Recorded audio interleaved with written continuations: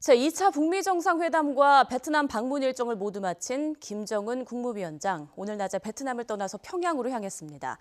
이번 북미 정상회담에서 합의문을 채택하지 못해 실망스럽다는 평가를 받았지만 북한과 미국 모두 생산적인 회담이었다면서 협상 국면 유지를 확인했는데요. 이번에는 왕선택 통일외교 전문기자와 함께 김정은 위원장의 베트남 방문 일정 정리해 보겠습니다. 안녕하십니까? 네, 안녕하세요. 네, 자 김정은 위원장 4박 5일간의 베트남 방문 일정이 이제 오늘로 마무리가 됐군요. 그렇습니다. 예. 현지 시각으로 12시 50분 동당역을 출발을 했습니다.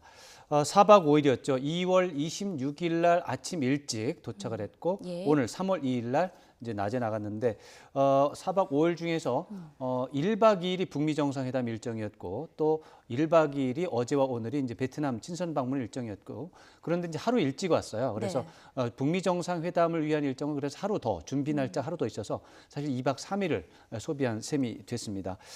방문 성과에 대해서는 아무래도 뭐 김정은 위원장은 합의문을 채택을 하고 제재 해제가 되기를 좀 기대했던 것 같은데 네. 김정은 위원장 입장에서는 좀 실망스러웠던 일정으로 될 수가 있겠고 네. 트럼프 대통령은 뭐 크게 실망하지는 않는 것 같아요. 네. 왕선택 기자가 직접 하노이에 가서 또 현장 네. 상황을 전해주시지 않았습니까? 일단 네, 고생 그렇습니다. 정말 많으셨을 것 같고요. 네, 이번에는 아주 돌발 상황이 굉장히 많아서 좀 힘들었습니다. 네, 지금 그쪽 현지에서 느낀 또 상황과 느낌들은 어땠을지 궁금한데 네. 먼저 이번 정상회담과 김정은 위원장의 베트남 방문에 대해서 총평을 해주신다면? 예. 네, 지금도 뭐 방금 말씀드렸지만 이번 회담에서 최고 기대치는 비핵화 로드맵이 나오느냐 안 나오느냐. 나올 것이다. 나오면 좋겠다. 이게 이제 우리의 희망이었는데 네, 맞습니다. 나오지 않았습니다. 이것이 이제 한반도 평화 체제를 구축하는 데 있어서 굉장히 중요한 이제 절차인데 이 부분이 되지 않았기 때문에 예. 참으로 아쉽다. 이제 저는 그렇게 생각을 하고 특히 이제 금방 말씀드린 것처럼 김정은 위원장은 이제 평화 체제 구축도 있지만 그 중에서도 특히 제재 완화를 통한 이제 경제 발전 이게 필요한데 제동이 걸렸습니다. 네. 이제 실망스러운 부분이 있고. 근데 이제 긍정적인 면도 또 있어요. 긍정적인 면이 있습니까? 네, 긍정적인 면이 있습니다. 이것은 이렇게 회담이 이제 합의문이 채택이 안 되는데 불구하고 정상 간의 협력 의지가 계속 유지가 된다. 이것은 굉장히 오히려 더 좋은 상황이 생길 수도 있다. 아, 이런 그렇군요. 상황 속에서 이제 그 다음 이제 정상회담이 또 열린다면 그렇다면은 이번 회담의 어떤 실패를 교훈 삼아서 한 단계 더 높은 성과가 가능할 수 있는 그런 상황이 될 수도 있기 때문에 예. 긍정적인 면이 있고 물론 부정적인 면이 있다는 게 확인된 게 있습니다. 어떤 톱다운 방식. 예. 이 톱다운 방식은 이제 밑에서 참모들이 이제 협상을 해서 다 준비를 해서 잠정 합의안을 가져오면 정상은 가서 한번 보고 특별한 일이 없으면 사인하는 그게 이제 바텀업 방식이고 보통의 방식인데 이번에는 밑에서 각각 정상에게 협상 준비만 해주고 실제로 협상은 정상이 직접 하는 방식이었어요. 예. 이 방식에서 실패가 되면은 그냥 깨지는 이런 상황이 벌어지는 거죠. 이제 문제가 좀 있었고 그 다음에 이제 트럼프 대통령이 보니까 국내 여론에 취약하다는 게 드러났습니다. 네. 저희 북미 정상회담을 하는 와중에 워싱턴에서 트럼프 대통령을 규탄하는 성격의 청문회가 있었는데 그렇죠. 거기에 영향을 받았다는 것이 뭐 이거는 의심할 바가 없는 상황인 것 같습니다. 그래서 네. 국내 정치에 저렇게 여론에 취약하다면 다음에는 어떻게 되나 이런 생각을 좀 해볼 수가 있어서 예.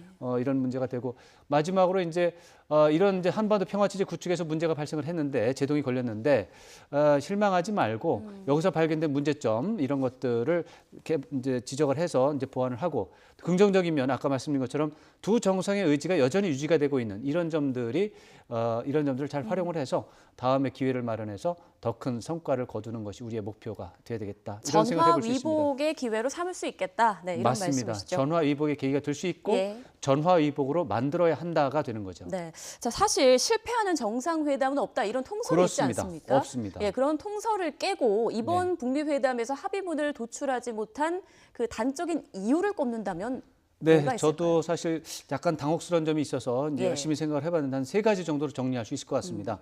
협상 기술의 문제가 있습니다. 협상 기술 차원에서 예. 워낙에 어려웠기 때문에 실패할 수밖에 없다라고 얘기할 수 있습니다. 네. 비핵화라고 하는 것, 또 상응 조치라고 하는 것이 북한과 미국의 입장이 워낙에 다르기 때문에 이것을 조합을 잘해서 맞춘다는 것 자체가 어렵기 때문에 예. 다음을 기대하는 것 외에는 방법이 없었다. 이런 설명을 할 수가 있어서 협상 기술적으로 볼 때 너무 어려웠다. 네. 두 번째로는 협상 방식의 문제인데 말씀드린 것처럼 톱다운 방식의 문제가 있습니다. 톱다운 방식에서 이것이 약점이 좀 돌아가면 안 되는구나 이런 것을 좀 받고 예. 협상 환경에 문제가 있습니다. 협상을 하는 과정에서 미국에서 트럼프 대통령을 강력하게 몰아붙이는 상황이 벌어지니까 트럼프 대통령이 거기에 영향을 받아서 좀 적극적으로 할 수 있었던 것을 아마 소극적으로 한 게 아닌가 이렇게 해석할 부분이 있거든요. 예. 그래서 제가 볼 때는 협상 기술적으로 또 협상 방식의 문제점, 협상의 환경의 문제점들이 조합이 돼서 좀 안 좋은 쪽으로 작용하는 바람에 예.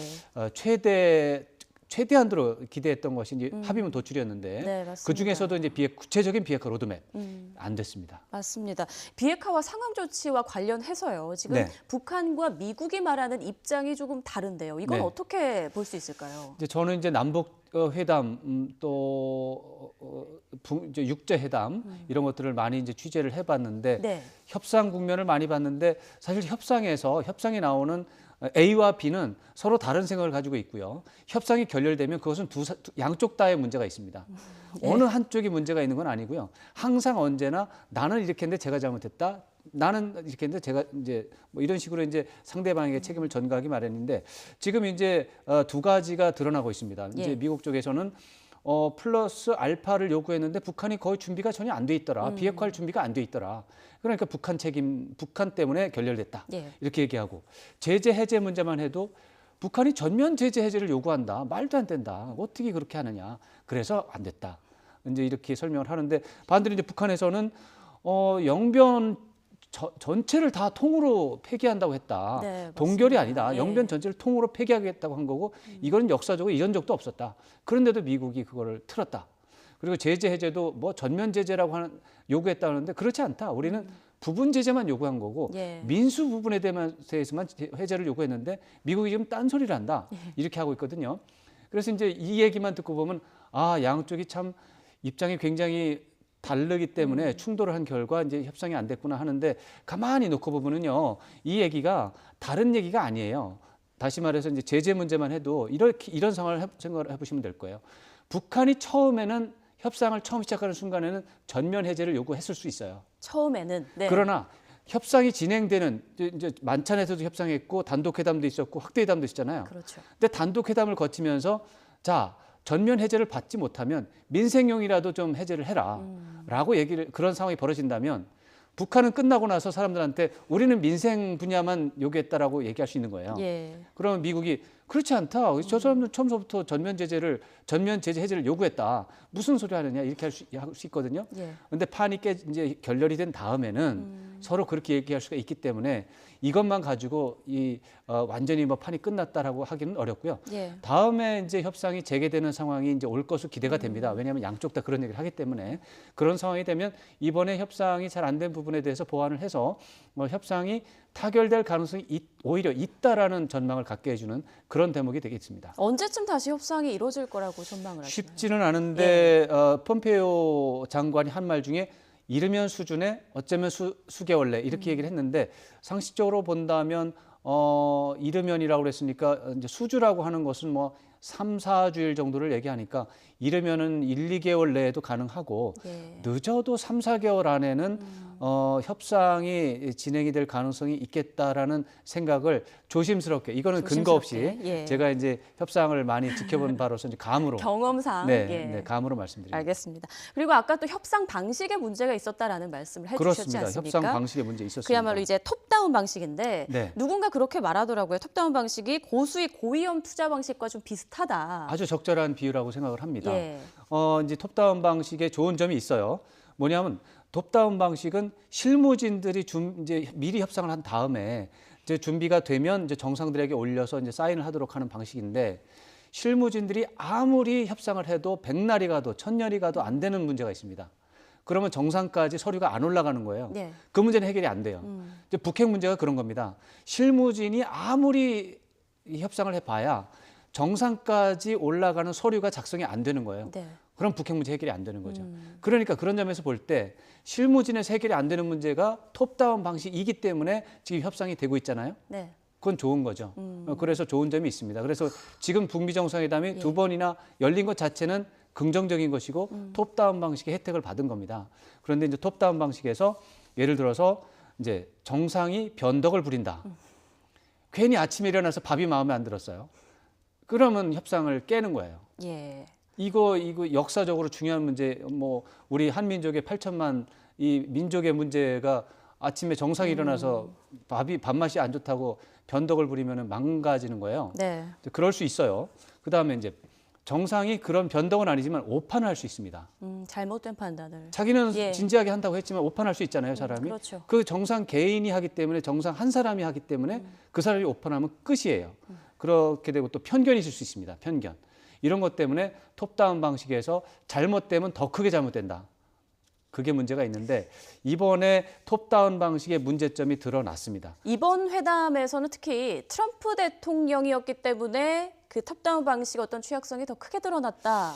뭐 이렇게 볼 수도 있을까요? 그것까지는 아닐지라도 예. 변덕에 해당하는 사례입니다. 이것은. 알겠습니다. 그러니까 미국의 국내 정치에 그렇죠. 어떤 문제가 트럼프 대통령으로 하여금 변덕을 일으킨 요소가 있었다라고 보는 그런 상황이 되겠습니다. 네, 미국의 국내 정치가 영향을 줬다라는 말씀하셨는데 네네. 마이클 코언 전 변호사의 청문회. 바로 그 예, 문제입니다. 예, 맞습니다. 바로 그 문제입니다. 예. 이게 그 문제가 이 북미 정상회담을 하기 전부터 시작해서 끝나기까지 2박 3일 동안 진행이 되는 그런 겁니다. 이것이 예. 민주당이 중심이 된 하원을 중심으로 해서 그렇죠. 이 청문회 일정이 결정이 됐습니다. 이 왜 그날짜로 결정이 됐느냐? 북미 정상회담하고 관련이 있다고 보는 것이 정설입니다.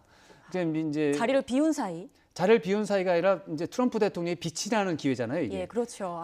트럼프 대통령의 위대한 외교 협상을 하는 그 기회에 워싱턴에서는 2박 3일 동안 같은 기간에 정확하게 같은 기간에 이제 트럼프 대통령의 비리를 가장 정확하게 말을 해줄 수 있는 개인 변호사 12년을 했어요.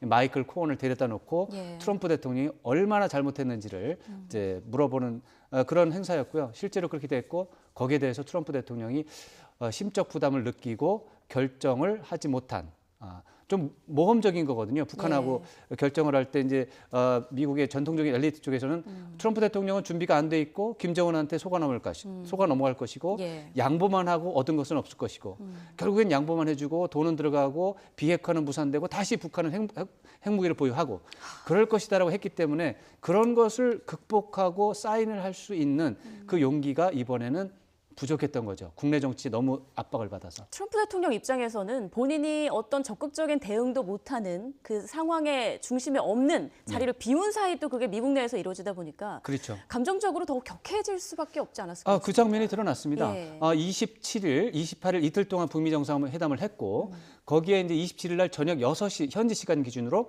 6시 30분에 첫 일정이 시작이 됐어요. 이제 악수를 세 개의 악수를 하는 장면이 시작됐잖아요. 그렇죠. 국기가 이제 많이 6개의 국기, 총 12개의 국기가 뒤에 있고 두 정상이 걸어와서 악수를 하는 그 시점에서 이제 포토 세션이 끝났어요. 저 장면입니다. 포토 세션이 끝나고 나서 악수를 하고 이제 포토 세션을 이제 기자들에게 포즈를 취하죠. 예.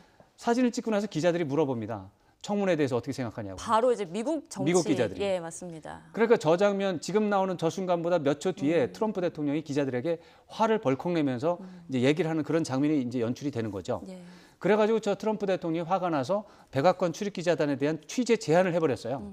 그래가지고 명수 제한이라든가 시간 제한을 해버리는 바람에 백악관 출입 기자단이 화가 나가지고 이제 항의 성명을 제출을 공동 이제 공개하는 이런 일이 벌어진 다음에 다음 날 아침에 이제 단독 회담을 한 것이죠. 예. 그런 상황이니까 트럼프 대통령은 본인도 스트레스 받지만 기자들의 질문을 통해서 계속해서 워싱턴 상황이 머릿속에 들어가는 이런 상황에서 이제 김정은 위원장과 협상을 했으니까 그렇겠네요. 예. 앞에는 몸은 하노이에 있고 앞에는 김정은 위원장이 있지만 자기 머릿속에는 워싱턴의 상원과 하원의 청문회가 머릿속에 있는 것이죠. 예. 자, 지금까지 이 합의문이 도출되지 않은 그 배경에 대해서 좀 얘기를 나눠봤는데 네. 앞서 이번에 합의문이 도출되지 못했음에도 불구하고 희망은 아직 있다. 긍정적인 그렇습니다. 면이 있다라는 말씀 해주셨지 않습니까? 예. 제가 북핵 문제를 이제 다룬 게 2002년부터 했으니까 17년째 이제 계속해서 다루고 있는데 네. 사안 자체가 복잡하고 다단하고 도대체가 어디서 문제가 어그러질지 모르는 그런 문제입니다. 예. 많은 나라가 개입되고 또 많은 이슈가 개입이 돼 있고 해가지고 이걸 맞추기가 어려워요. 근데 그런 사안인데 이거를 북미 정상이 싱가포르에서 한 번 만나고 하노이에서 두 번째 만나가지고 사인을 해가지고 문제 해결한다? 저는 그렇게 북핵 문제가 쉬운 문제라고 생각하지 않습니다. 사안 자체가 어렵기 때문에 이 정도라도 협상한 것 자체가 좋은 일이고 예. 협상을 해서 트럼프 대통령이 말했다시피 김정은 위원장이 원하는 게 정확하게 무엇인지 알았다는 거 아닙니까? 예. 그렇다면은 다음번에 혹시라도 기회가 있다면 북핵 협상이 이제 진짜로 성과를 거둘 수 있는 계기는 마련이 됐다. 물론 이제 그렇게 될지 안 될지는 지켜봐야 됩니다. 그러나 워낙에 어려운 사안에서 여기까지 온 것도 감사하고 이제 여기서 더 됐으면 좋았겠지만 그렇지는 않았지만 앞으로 기회가 더 있다면 이번에 트럼프 대통령은 김정은 위원장의 입장을 알았고 김정은 위원장도 트럼프 대통령에 대한 입장을 훨씬 많이 알았을 겁니다. 그렇죠. 최선희 외무성 부상이 그러지 않았습니까? 미국의 계산법에 대해서 우리 국무위원장 동지께서는 의아해하고 계신다. 어떻게 저런 계산법을 하는지. 이해하기가 어렵다. 이해하기 어렵다는 그렇죠. 얘기는 처음 들어서 그게 뭔지 처음으로 접했다는 거 아닙니까? 정상회담이 아니었으면 그 말을 못 들은 거예요. 못 들은 상태에서 전략 전술을 펴나가면 말이 안 통하는 것이죠. 예. 그러니까 앞으로 북핵 협상이 조금 더 성과적으로 생산적으로 전개가 될 수 있는 조금만큼이지만 전기는 마련이 됐다. 그렇게 볼 수 있습니다. 그럼 반대로 부정적인 면은 어떤 걸 또 꼽을 수 있을까요? 부정적인 면은 아주 좀 안타까운 일이지만 한반도 평화체제 구축이라는 차원에서 이게 일정한 시간 내에 빨리 좀 돼야 되는 부분이 있어요. 왜냐하면 이게 이제 트럼프 대통령과 김정은 위원장과 문재인 대통령의 세 명의 조합, 예. 거기다가 시진핑 주석까지 있는 이 조합이 있을 때 이루어져야 됩니다. 그런데 이게 트럼프 대통령도 내년 11월까지가 어떻게 보면 1차 임기고 김정은 위원장도 국내 정치 일정 때문에 내년 10월까지는 문제가 해결이 돼야 됩니다. 예. 이게 뭐 이제 3년, 5년, 10년 동안 이렇게 시간을 놓고 할 일이 아닙니다. 그렇죠. 내년 10월 말까지는 문제가 가시적으로 해결이 되고 돌이킬 수 없는 만한 성과가 나와야 되는데 지금 이렇게 한 번 제동이 걸렸고 예를 들어서 연말에 또 정상회담을 한다고 해도 예. 만약에 그때 합의가 안 되면 정말 내년에 가서는 이게 한반도 평화체제 구축에 대한 모멘텀을 잃을 수가 있어요. 그 점이 가장 큰 우려가 되는 거고 예. 또 하나는 이제 김정은 위원장 입장에서는 경제 발전이 중요한데 경제 발전을 해서 이번 4월 태양절에 잔치를 좀 하고 싶었는데 그게 안 된 거예요. 그러니까 돈이 들어와야 되는데 못 들어왔기 때문에 이제 뭐 좀 굉장히 좀 실망스러운 부분이 있었을 겁니다. 예, 모든 일에는 타이밍이 있는 만큼 시간이 중요하다는 그렇습니다. 말씀이십니다. 예. 모멘텀을 놓칠 수 있다라는 것이죠. 네, 자 이번에 하노이에 취재를 다녀오시면서 출장을 가셨잖아요. 거기에서 특별히 가장 힘들었던 부분은 어떤 건가요? 이번에 어느 때보다도 돌발 상황이 너무 많았습니다. 그렇죠. 네, 이게 예. 북미 정상회담을 하면서 장소 하노이로 정해지는 시간이 너무 짧아가지고 하노이 당국과 베트남 당국의 준비가 굉장히 어려웠어요. 네. 또 경호 이런 것도 어려워가지고 저희가 이제 방송을 하려고 야외 스튜디오를 마련한다고 이제 호텔을 찾아가지고 호텔 옥상을 찾아서 이제 한 게 22일 날 이제 준비를 막 하기 시작한 거거든요. 네. 근데 22일 밤에 금지가 됐습니다. 저희뿐만이 아닙니다. 이제 KBS, MBC, SBS 모든 언론사가 각자 다 야외 스튜디오를 차려놨던 그 세트를 예. 전부 다 철거했습니다. 22일 밤에. 네. 그 철거한 걸 들고 다시 다른 데를 찾아다니면서 이제 다시 세팅을 하고 이제 건물을 먼저 찾아야 되고 예. 건물 찾은 다음에 그 세팅을 다시 하는 이런 것을 했기 때문에 이제 좀 어려움이 좀 있었고 이제 뭐 보도 드렸지만 28일 날 점심 때부터 이제 결렬 징후가 나타난 거예요. 결렬이라고 하는 것에 대한 예측이 별로 없었기 때문에 예. 그것을 대응하는데 좀 당황한 점도 있고 그다음에 이제 마지막 28일 날 밤에 이제 리용호 외무상이 심야 기자회견을 했습니다. 맞습니다. 예. 밤 12시 3분쯤에 시작을 했습니다. 그때 뭐 반바지 입고 나온 취재진도 있었다는 맞습니다. 얘기가 있던데요. 그게 이제 뭐 이렇게 알기 쉽게 공지한 게 아니라 예. 이제 북한이 그렇게 결정한 다음에 굉장히 짧은 시간 안에 현지 시간 기준으로 해서 밤 11시 정도 지난 다음에 베트남 외무부를 동원을 해서 이제 알리기 시작한 것 같아요. 이제 저희도 한 11시가 좀 지나서 그걸 알게 됐어요. 그래가지고 그쪽 멜리아 호텔로 그냥 이동하고 해서 하느라고 정말 혼이 났습니다. 정말 고생 많으셨습니다. 그래서 예. 그날 생방송 다 놓친 방송사도 많고요. 네. 저희는 다행히 그래도 대응을 해서 밤 12시가 좀 지난 시간에 네. 생방송으로 리용호 외무상의 그 기자회견 맞습니다. 7분이었습니다. 7분 예. 동안 그 방송한 거를 생방송으로 보내드릴 수 있어서 아주 마지막에 큰일 당할 뻔했습니다. 그런 또 숨은 노력이 있었군요. 네, 어려웠습니다. 네, 고생 많으셨고요. 앞으로도 한반도 안보 상황 잘 전해주시기 바랍니다. 네, 고맙습니다. 네, 지금까지 왕선택 통일외교 전문기자와 함께 이번 북미 정상회담의 평가 그리고 앞으로의 과제에 대해서 얘기를 좀 나눠봤습니다. 오늘 고맙습니다. 고맙습니다.